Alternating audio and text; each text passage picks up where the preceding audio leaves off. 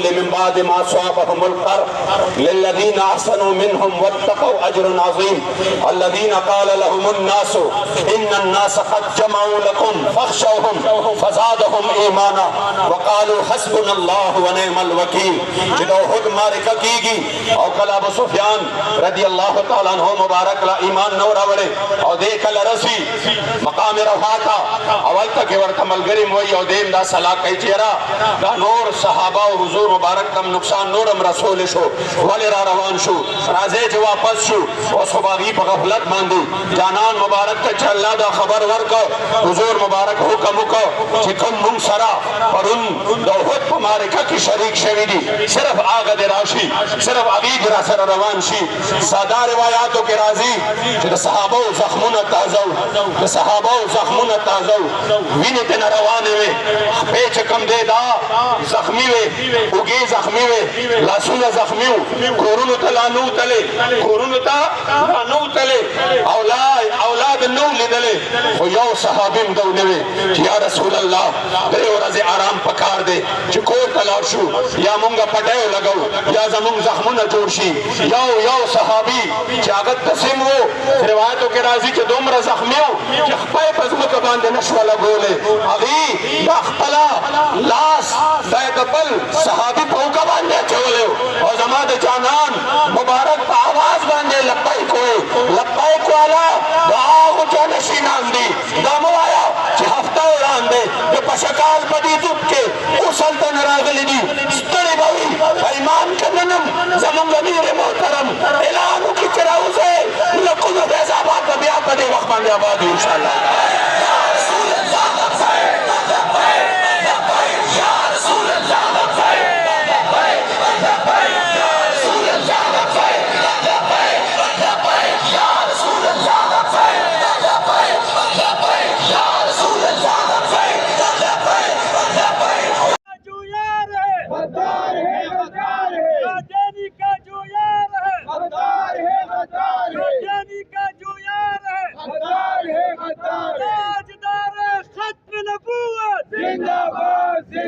جی بالکل supreme court کے فیصلے کے خلاف تحریکی لبیک والے آئے ہوئے ہیں پریس کلب کے سامنے بھرپور احتجاج کر رہے ہیں. اس وقت ہمارے ساتھ صوبائی امیر ڈاکٹر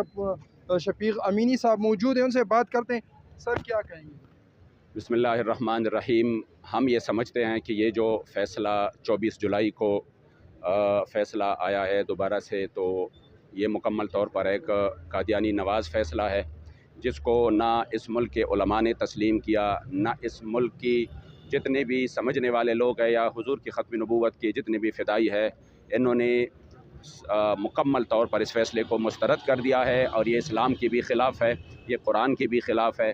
یہ سنت کی بھی خلاف ہے، یہ حدیث کی بھی خلاف ہے. میرے خیال میں اس طرح کا فیصلہ صرف اور صرف قادیانی نوازی ہو سکتی ہے. باقی اگر کسی نے اسلام پڑھا ہو، آئین پڑھا ہو پاکستان کا، تو اتنے بڑے عہدے پہ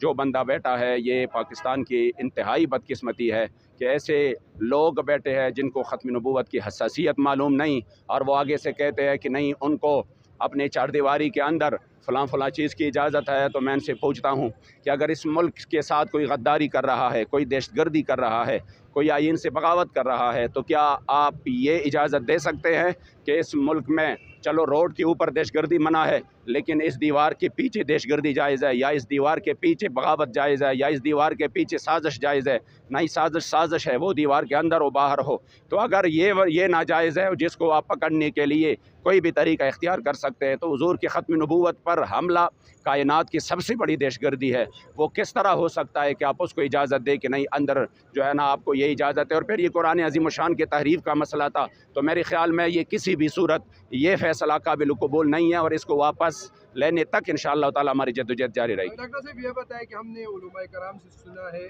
کہ قادیانیوں کی بات سننا اس ذمے میں،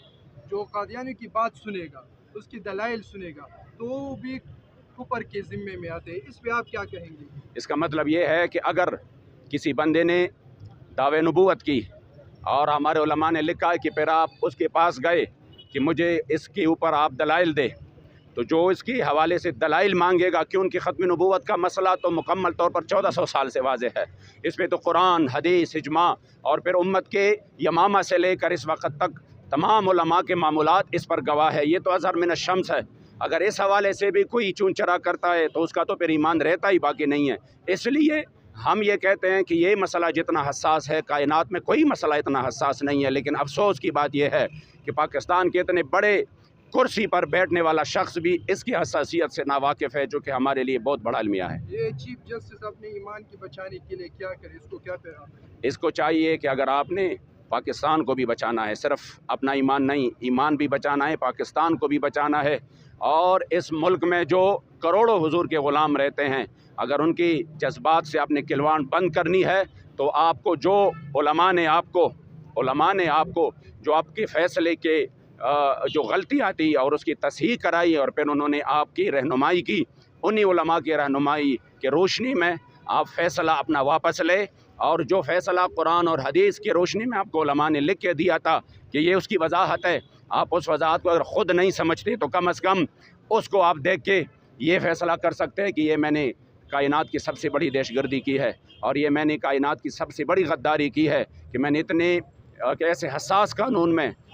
جس کے لیے 14,000 مسلمانوں نے قربانیاں دی ہے، اور جس کے لیے یمامہ میں صحابہ کرام وہ 1200 کے قریب صحابہ کرام شہید ہو چکے ہیں. اس مسئلے کو امت کسی بھی صورت برداشت نہیں کرے گی کہ اس پر کوئی حرف آئے. لہٰذا بہتر اس میں ہے کہ یہ فیصلہ واپس لیا جائے اور پاکستان میں قادیانیت نوازی کو مکمل طور پر بند کیا جائے. بہت بہت شکریہ. Thank you. قادیانی کا جو یار ہے غدار ہے، غدار ہے، تاجدار ختم نبوت، زندہ باد، زندہ باد.